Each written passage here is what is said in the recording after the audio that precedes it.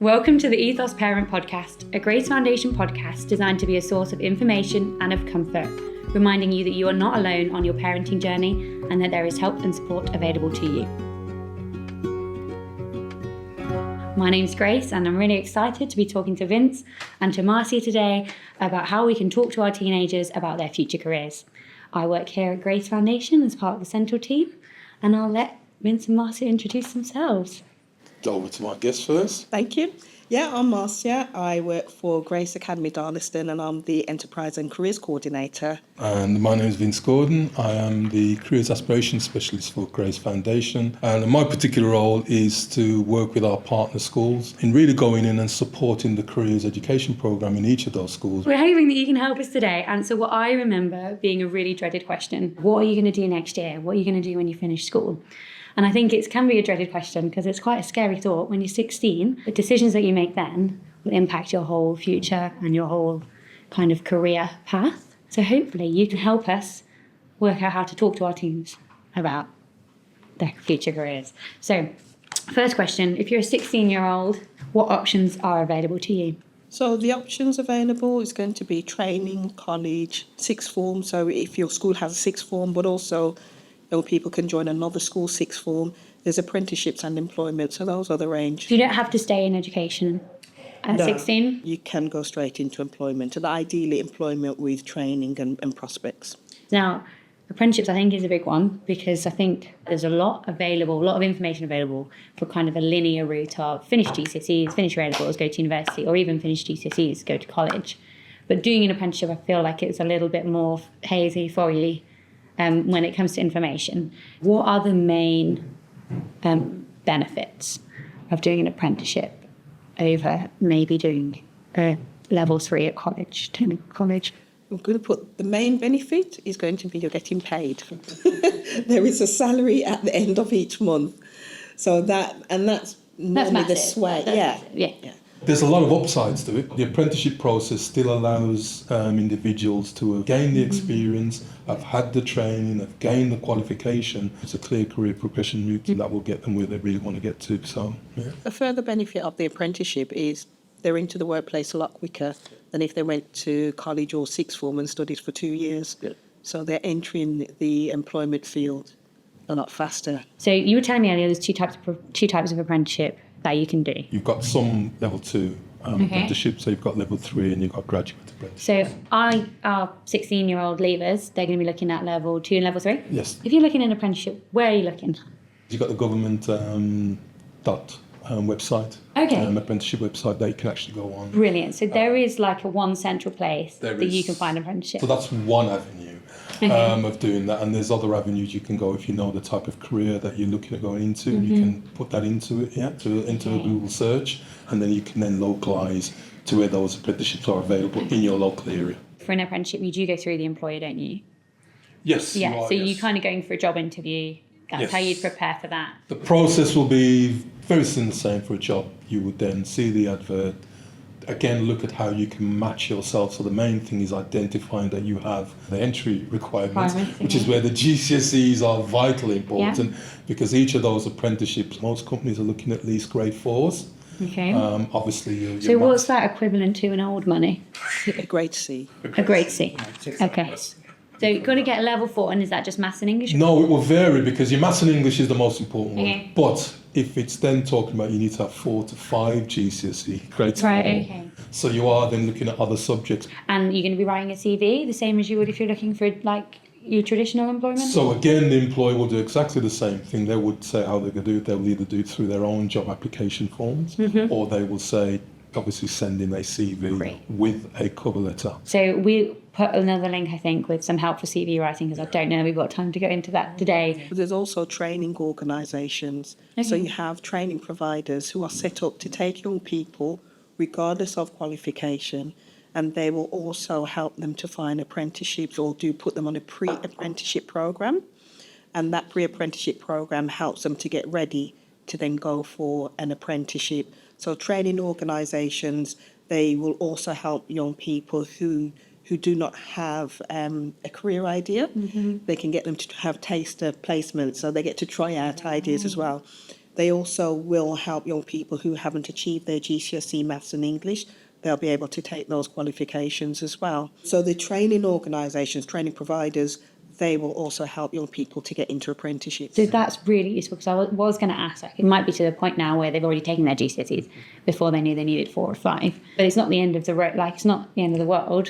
They can go through these training organisations, do pre-apprenticeships and find apprenticeships that way. So that is another link we need, Marcia. And it's useful for parents to know with the training organisations, the group sizes are a lot smaller than a class size in school. Okay. And so we do find that some parents, they want their child in a setting where there's not so many distractions or just being, we talk about mental health. It's being able to know that your child is in a smaller group of students and they're able to focus and they're able to learn, and training providers offer that level of support as well. The other thing they can go on to is traineeships. That's another. That's different to an apprenticeship. That's different to apprenticeship. That's anything up to 6 months. Okay, and there's no qualification? There's no qualification with that. That's them gaining But you're just experience. training. That's right. You're gaining experience, that work experience. So we've worked out how we're going to kind of apply for our apprenticeships. And let's talk about what makes a good apprenticeship. One of the things that a good apprenticeship needs is if the off-the-job training, so this is where they may go to college or they're doing their workbook, if that is all organised before the apprentice starts. How would you find that out? So when the vacancy is advertised, it should normally say off-the-job training and where the off-the-job training is. Right. So that is a detail we're looking for in our job descriptions. We're scrolling down. Off-the-job training is provided at ... Yeah. Right. Okay. And if it doesn't say that, contact the employer and find out. Yes, definitely. So that is one of the key things. And alongside that, you'll need to know whether that time off is protected. So sometimes you may have, like Thursdays is your day when you are doing your theoretical side, but the employer is calling you in saying, oh no, can you stay? We're low today, we need help. Yeah. And so that can then change the dynamics of getting the whole of the apprenticeship correct. They also need to know how they're being assessed. So that's the other thing. Is it just through putting a folder together? Like portfolio style, uploading things you've done and... Yeah. Is it that they'll have a mentor in the workplace so that they got someone to go to if they're struggling with some of the tasks to be done? And also, what's the employer's track record? Okay. Yeah, have they had apprenticeships before? Have the apprenticeships been recruited into the business or have they left? Things like that. Good question to ask, Yeah. So there's a lot of upsides to an apprenticeship, but as you alluded to before, there's a lot of your traditional routes you then need to do, in this case of them weighing up the best particular way that you want to study. Okay, so different scenario. We've got someone that's going to be thinking about education, further education. Most people, do they think I'm going to do 3 A-levels to go on to university, or most people think 3 A-levels and then work? So the A-level equates to a level 3 course. So let's just say they go on to do a level 3 course. Some of them might want to go to university because they want the university, the higher education experience. But then equally you'll have those who prefer not to remain within the education landscape and they want to look for work. So you've got those options open for you when you're finishing your A-levels, because there's some careers like accounting, aren't there, where you can go straight and do your qualifications through your employer. Yeah, in fact, quite a lot of the jobs now you can get in through the apprenticeship route, even the medical field as well. I know they're doing a midwifery apprenticeship as well, so those kind of routes are opening. So for that, you could be like an 18-year-old with 3 A-levels. You could either go traditionally to university, do 3 years and get your degree, or you could go the apprenticeship route. Yeah. And the bonus is you get paid and you get to work, but you've got your same qualification at the end. It's very interesting. There is so many options. That is why I think you can feel like you're swimming in a sea of options at some point. And we're going to talk about indecision later on as well, because I think that's a little bit of a problem sometimes when you're choosing a career. So talk to me about the difference, because I get a bit confused sometimes, like between sixth form and college. Within sixth form, you have students that are 16 to 18, so just to simplify it. Whereas with a college, the age range goes all the way up to whatever age. Okay. Yeah. Some of the colleges will have the sixth form centre on their site, but that will only host the 16 to 18 students. 16 to 18, and are they only doing A-levels as a qualification? No, they'll be doing a range because you've got vocational courses that they can also do, which is different to A-levels. Because A-levels are obviously, it's your traditional subject and an end of 2-year exam. But vocational courses are a bit more practical course-based type of exams as they go through the years. And the new one that's come on the agenda now is T-levels. BTEC courses may well be going, and this new T-levels taking over. Taking the place. So they're not taking the place of A-levels, they're taking that BTEC. It's all very confusing, and I do feel for parents when they're like trying to map this out. Like if someone's choosing where to do their A-levels, is it better to do it at sixth form, or is it better to do it at college? Does it matter? It does depend on your learning style. Okay. And what environment you prefer. So for some of the students, because we have a sixth form at Grace Academy Darlaston, and students stay on because they are familiar with the environment, they're familiar with the staff know their learning style and where their strengths and weaknesses are. So they remain, and it's not just A-levels that's done, it's level 3 courses as well. Right, okay, so they can do different vocational courses in that sixth form. Other students prefer to be in a different environment. It's new, they get to make new friends.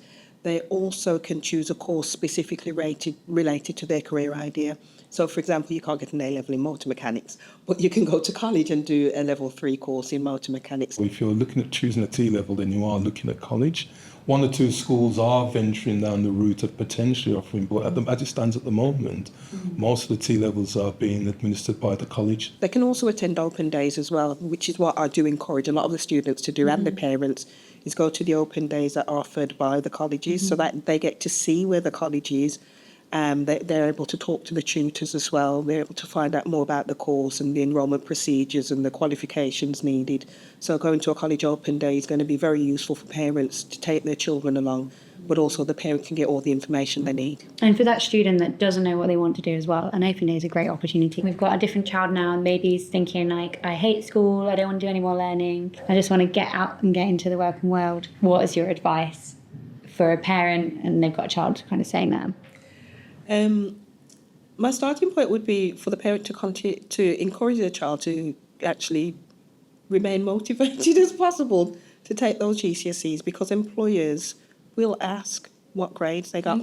In terms of looking for employment, first of all, I would say if they know what job they're looking for, then you can always go on the company website, because a lot of companies now, they put their vacancies on their websites. Yeah. So that would be one of the starting points. And the other one is always bearing in mind, is if you can get a job with training linked to it. But in some cases, if the opportunity is there for them to get employment, that again is something not to be snarled at. That's a really good point, isn't it? Any job is a good job, but we want to prioritise if it's a company that's going to offer you training and development as part of your role. So you'd find that out from like researching the company and stuff. But I mean, from my own experience job searching, that can feel quite overwhelming. And I can just imagine being a 16-year-old, like going on Indeed. Like, what's one way that you would kind of advise? One of the key things about it is knowing what your child wants to do or what skills they want to use. Because many times we have students that say, I want a job. And I'll go, well, what would you like to do? And they say, I don't know. Anything is the other answer. They go, anything. And I will go, would you want to be a pig farmer? And they go, no. And I said, well, you don't want to do anything. So let's start looking at what skills you would like to use or what kind of setting you want to be in. And then that helps to narrow down the vast field of employment. And then they can start looking at certain sectors. So in terms of parents, it's really encouraging and working with their child and looking at that. And it's just about doing that together if at all possible. So the key starting point for the parent to understand is, what does your child want to use or do within the job that they are thinking about? Yeah. Rather than just you want to make money, what do you want to be doing every day? Do you want to be working in an office? Do you want to be using your hands? Do you want to be outside? Those kind of questions. Yeah, because then it helps to know then which employers they need to contact. I suppose as well, it's probably good thinking about like what will motivate them in their job, isn't it? You know, if you've got somebody that's really motivated by working with people, then it's worth looking like working to that strength. Versus if you've got someone that's motivated by creating and making things. Yeah. Okay. indecision. I was going to say indecisiveness, but I don't think that's the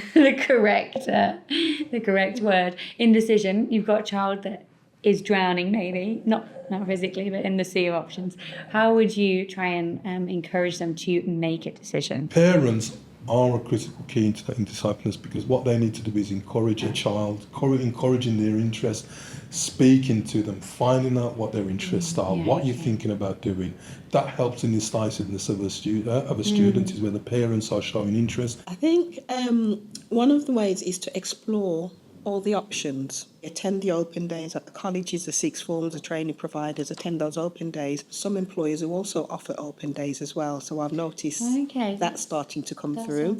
Go to those as well, because it's about getting information before they make the decision.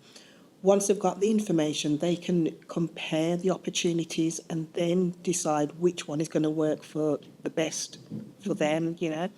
And with the same with the parents, it's supporting their child in that process and going with their child to these different open days. It's really important that the parents are on this journey with the child. But information. You need that in order to then be able to make a decision. One of the other things I would say to parents is don't worry if their child keeps changing their mind about the opportunities. What it shows is that the child is actually thinking.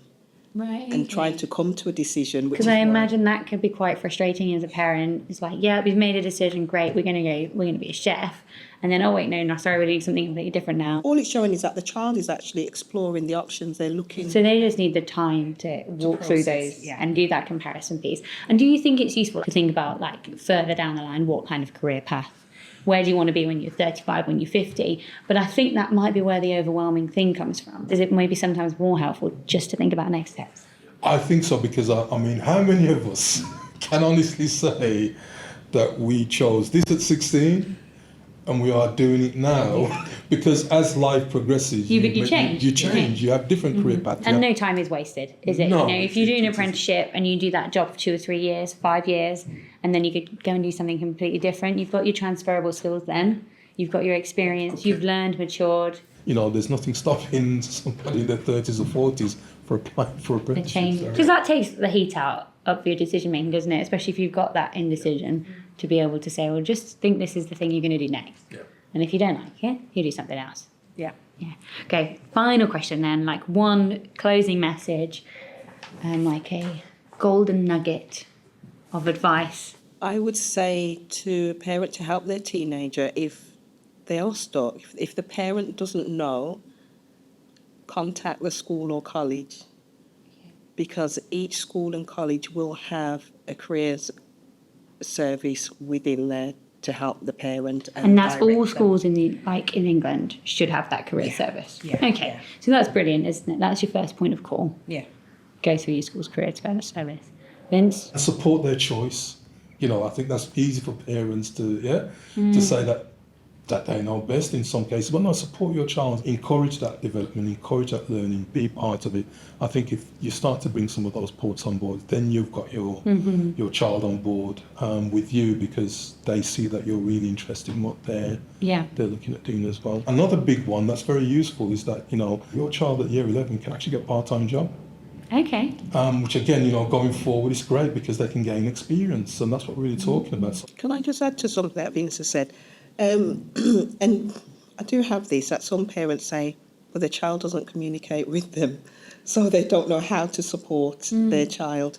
And so this is a plug for the National Career Service, that there is a National Career Service.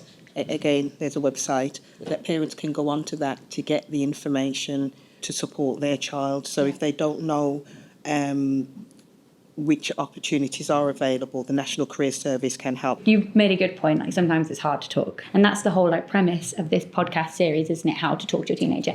Okay, I feel like we have covered so much, but there was a lot to cover. So I just want to say a big thank you so much to Vince and Marcia for joining us today on the Ethos Parent Podcast. And we really hope that we have given you some insightful and useful information, how to talk to your children, how to talk to your teenagers, how to talk to your young person about their future careers. Thanks for listening. Thank you. Thank you.